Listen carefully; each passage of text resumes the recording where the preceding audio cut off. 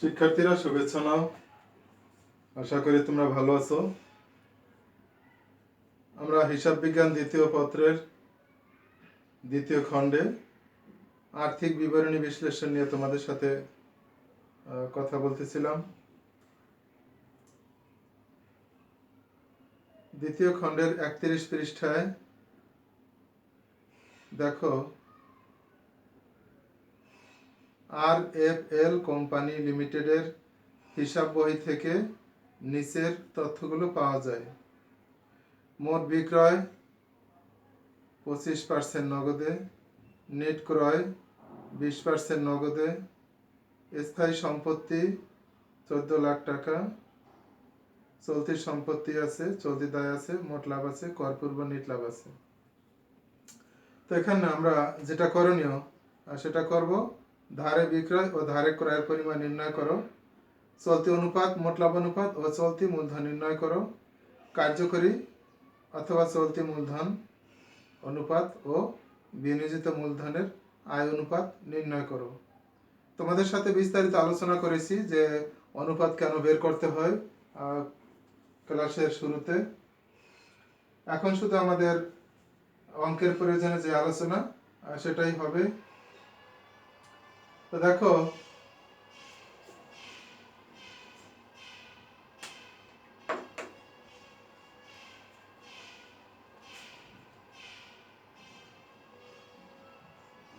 হিসাব বিজ্ঞান দ্বিতীয়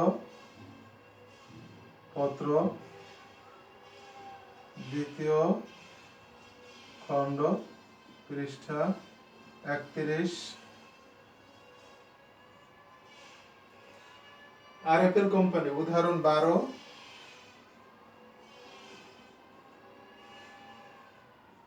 RFL কোম্পানি। পৃষ্ঠা নম্বর অনেক সময় মিলে না, তাই RFL কোম্পানি লিখে দিলাম। প্রথমে করণীয় ক,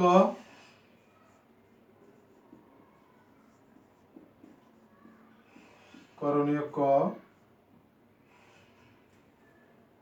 ধারে বিক্রয় ও ধারে ক্রয়ের পরিমাণ। ধারে বিক্রয়ের পরিমাণ, ধারে বিক্রয়ের পরিমাণ। মোট বিক্রয় 8 লক্ষ টাকা, তার 25% নগদে। মোট বিক্রয়, মোট বিক্রয় 8 লক্ষ টাকা,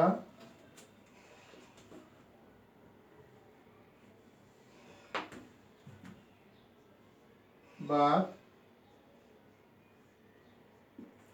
নগদে 25%। 25% 2 লক্ষ টাকা, 8,000-এর 25% 2 লক্ষ টাকা। তাহলে ধারে বিক্রয়, অতএব ধারে বিক্রয়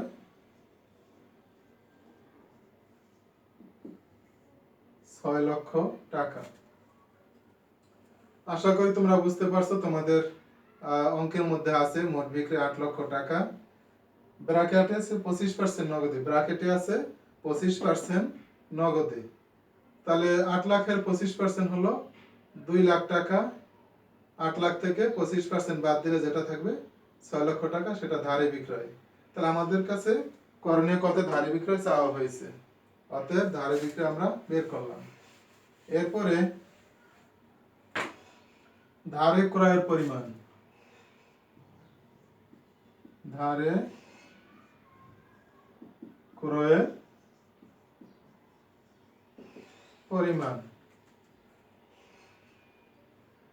ধারে ক্রয়, মোট ক্রয়, মোট ক্রয়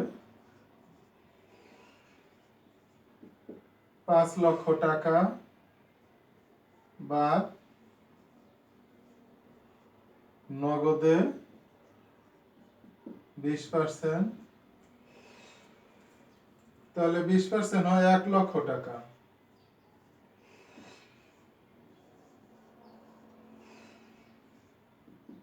তাহলে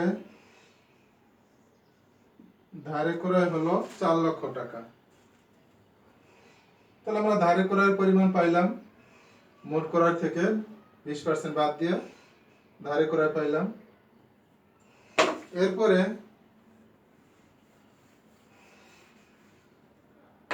এরপরে আমাদের কাছে চাওয়া হয়েছে চলতি অনুপাত খতে।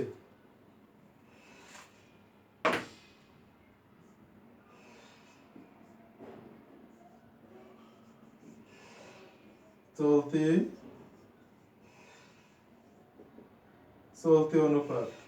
তাহলে আমরা চলতি সম্পদ ভাগ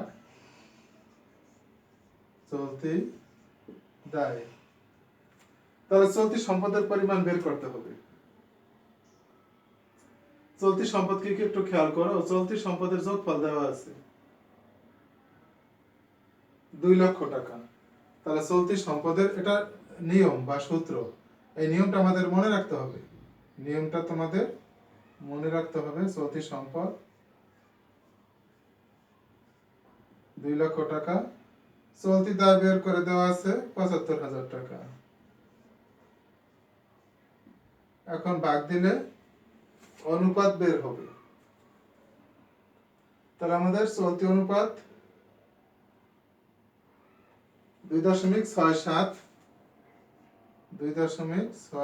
অনুপাত 1, 2.67 অনুপাত 1। অর্থাৎ তুমি যদি 2,00,000 75 দিয়ে ভাগ করো তাহলে 2.67 হবে ফল, এবং নিচেরটা সবসময় 1, এ কারণে অনুপাত 1, 2.67 অনুপাত 1। তাহলে এটা দ্বারা আমরা কি বুঝি? আমরা বুঝতেছি যে চলতি সম্পদ হলো ডাবলের বেশি, আর চলতি দায়ের সাথে ডাবলেরও বেশি, অর্থাৎ দ্বিগুণেরও বেশি। তাহলে যদি এরকম হয় তাহলে আমরা মনে করতে পারি যে চলতি সম্পদ যা আছে তাতে চলতি দায় পরিশোধ করার মতো ক্ষমতা প্রতিষ্ঠানের রয়েছে। এ কারণে সাধারণত অনুপাতগুলি বের করা হয়। তাহলে আমরা চলতি অনুপাত বের করলাম।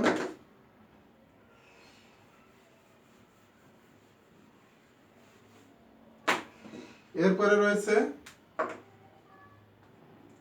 মোট লাভ অনুপাত।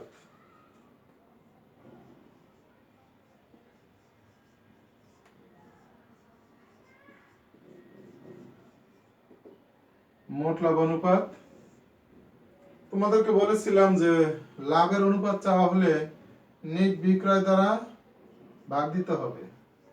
নিট বিক্রয়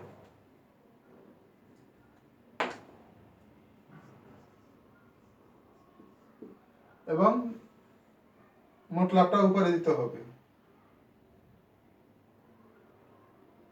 মোট লাভ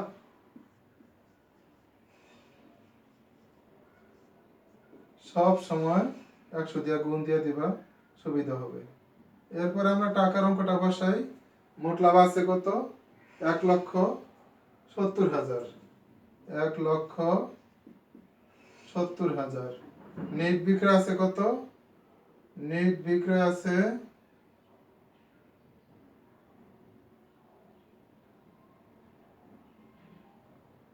আমাদের বিক্রয়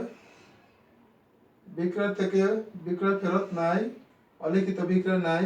এ কারণে মোট বিক্রয় একেবারে অঙ্কের উপরে দেখা যায় 8,00,000 টাকা। অঙ্কের উপরে একেবারে দেওয়া আছে মোট বিক্রয় 8,00,000 টাকা। সেটাই নেট বিক্রয়, যেহেতু আমাদের কোনো যোগ বিয়োগের কাজ করতে হবে না।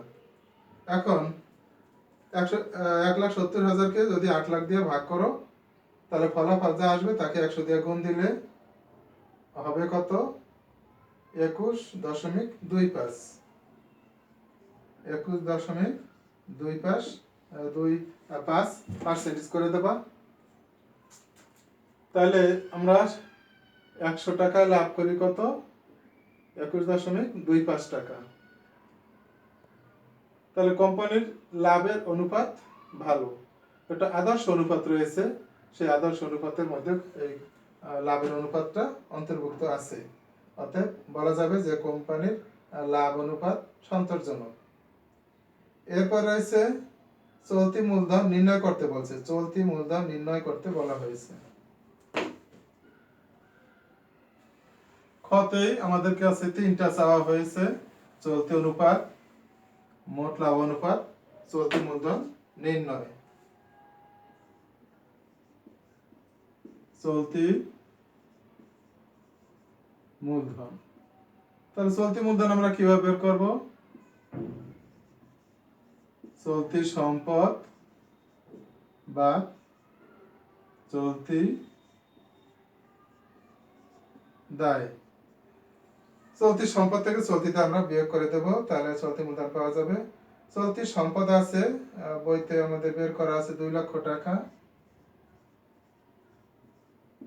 চলতি দায় দেওয়া ছিল কত? চলতি দায় ৭৫,০০০ টাকা। ৭৫,০০০ টাকা, তাহলে আমরা কত পাইলাম? ১,২৫,০০০ টাকা আমরা চলতি মূলধন পাইলাম। তাহলে আমাদের খ হয়ে গেল চলতি মূলধন। এটা নিয়ম, চলতি সম্পদ থেকে চলতি দায় বিয়োগ দিতে হবে। যদি চলতি সম্পদ বইতে টাকাটা বের করা আছে, যদি না থাকে তখন আমাদের বের করতে হবে। প্রারম্ভিক না, নগদ তহবিল, ব্যাংক জমা, সমাপনী মজুদ, নগদ তহবিল, ব্যাংক জমা, সমাপনী মজুদ, দেনাদার বা প্রাপ্য হিসাব, স্বল্প মেয়াদী বিনিয়োগ, এগুলি সব যোগ করতে হবে, তাহলে চলতি সম্পদ পাওয়া যাবে। তাহলে আমরা খ শেষ করলাম। এরপরে আমাদের গতে বলা হয়েছে কার্যকরী বা চলতি মূলধন অনুপাত নির্ণয়। গ,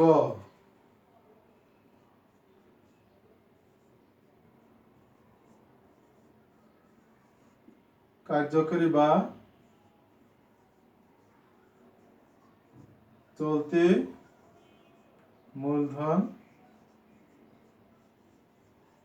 অনুপাত, এটা আমাদেরকে অনুপাতটা বের করতে বলা হয়েছে। তাহলে সূত্রটা হলো চলতি মূলধন উপরে দিয়ে চলতি দায় নিচে দিতে হবে, চলতি মূলধন উপরে দিতে হবে, চলতি মূলধন উপরে দিয়ে চলতি দায়। একটু আগে আমরা চলতি মূলধন বের করেছি চলতি সম্পদ থেকে চলতি দায় বিয়োগ করে, আর চলতি দায়ের টাকাটা আমাদের অঙ্কে বের করা আছে। আমি আবার বলছি, চলতি মূলধন, চলতি মূলধন আমরা একটু আগে বের করেছি। করণীয় খতে আমরা চলতি মূলধন বের করেছিলাম ১,২৫,০০০ টাকা। সেটা কিভাবে বের করছি তোমরা দেখছো, চলতি সম্পদ থেকে চলতি দায় বিয়োগ করলে চলতি বা কার্যকরী মূলধন পাওয়া যায়। তা সেটা আমরা বের করেছি একটু আগে। এখন শুধু টাকার অঙ্কটা বসাই দিলেই চলবে। চলতি দায় কত? চলতি দায় বের করা ছিল, চলতি দায় ৭৫,০০০ টাকা। এখন ভাগ দিলে কত হবে? ১.৬৭, ১.৬৭ অনুপাত ১। তাহলে আমাদের গতে চাওয়া হয়েছিল চলতি মূলধন বা কার্যকরী মূলধন অনুপাত। আমাদের কার্যকরী মূলধন অনুপাত বের করা হয়ে গেছে। আর এটা দ্বারা বোঝায় দৈনন্দিন কার্য পরিচালনার জন্য প্রয়োজনীয় নগদ অর্থ হাতে আছে কিনা, কারবারের হাতে আছে কিনা। এটা দ্বারা ওয়ার্কিং ক্যাপিটাল বা চলমান কাজ চালানোর মতো ক্যাপাসিটি প্রতিষ্ঠান রয়েছে কিনা। তো আমরা দেখলাম চলতি দায়ের চাইতে কিছু টাকা বেশি চলতি মূলধন আছে, যেটা সন্তোষজনক। এটা মন্তব্য যদি চাওয়া হয় কখনো, তাহলে সেভাবে আদর্শ মানের সাথে তুলনা করতে হবে, আদর্শ মানের সাথে তুলনা করতে হবে। এরপরে বিনিয়োজিত মূলধনের আয় অনুপাত নির্ণয় করতে বলা হয়েছে। বিনিয়োজিত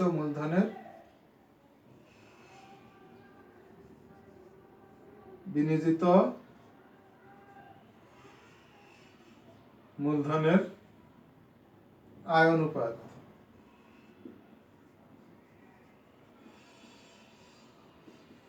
বিনিয়োজিত মূলধনের আয় অনুপাত বের করতে বলা হয়েছে। এটা বের করার সূত্র হলো কর পূর্ব নিট লাভ। কর পূর্ব, এই কর পূর্ব নিট লাভ বইতে দেওয়া থাকে, প্রশ্নে দেওয়া থাকে। অর্থাৎ কর দেওয়ার আগে যে নিট লাভ থাকে সেটা, আবার কর পরবর্তী নিট লাভও থাকে। কর দেওয়ার পরে যেটা হয় সেটাকে কর পরবর্তী নিট লাভ বলে। আর এখনো কর বিয়োগ করা হয়নি, এখান থেকে বাদ দেওয়া হয়নি, নিট লাভ থেকে বাদ দেওয়া হয়নি, লাভ থেকে বাদ দেওয়া হয়নি করটা, সে কারণে কর পূর্ব বলা হয়েছে। এরপর চলতি দায়, এটা নিয়ম।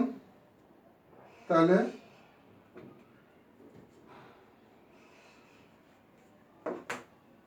বিনিয়োজিত মূলধন,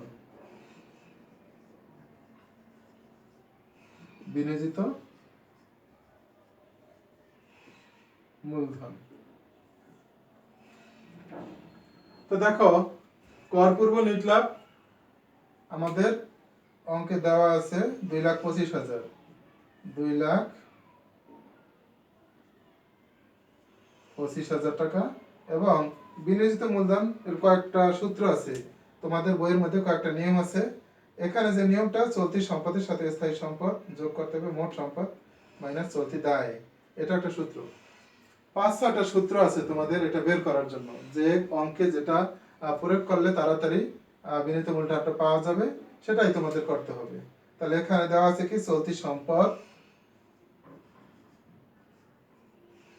চলতি সম্পদ যোগ স্থায়ী সম্পদ বা চলতি দায়, এভাবে বের করতে হবে। তো কর পূর্ব নিট লাভটা কত, 2,25,000।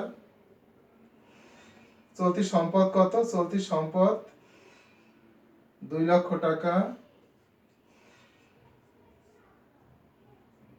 যোগ স্থায়ী সম্পদ 14 লক্ষ টাকা, এখান থেকে বিয়োগ দিতে হবে চলতি দায়। চলতি দায় কত ছিল, 75,000 টাকা, 75,000 টাকা। তাহলে এই কাজটু করার পরে আমাদের ফলাফল দাঁড়াবে 14.75। এবং এখানে আয় বলা হয়েছে, তাহলে বলছিলাম আয়ের ক্ষেত্রে 100 দিয়ে গুণ দিতে হবে, তাহলে পার্সেন্টেজ বের হবে। তাহলে দেখো কোম্পানির বিনিয়োজিত মূলধন, অর্থাৎ কোম্পানি বিনিয়োগ করলো কত, কোম্পানির নিজস্ব বিনিয়োগটা বের করতে বলা হয়েছে।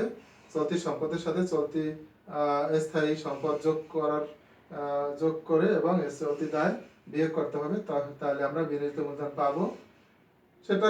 সেটা দিয়ে যদি আমরা নিট লাভকে ভাগ করি এবং 100 দিয়ে গুণ করলে আমরা একটা পার্সেন্টেজ পাবো।